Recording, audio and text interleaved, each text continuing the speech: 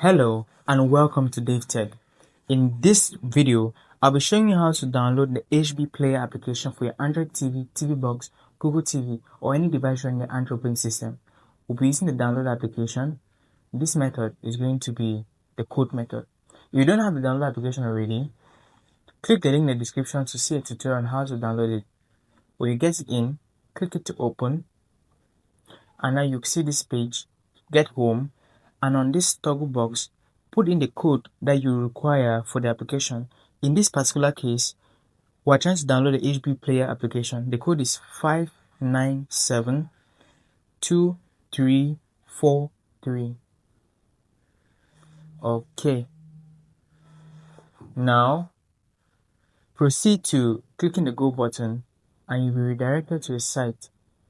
Be very patient because you spend up to 5 seconds on that site. So now I want you to click go.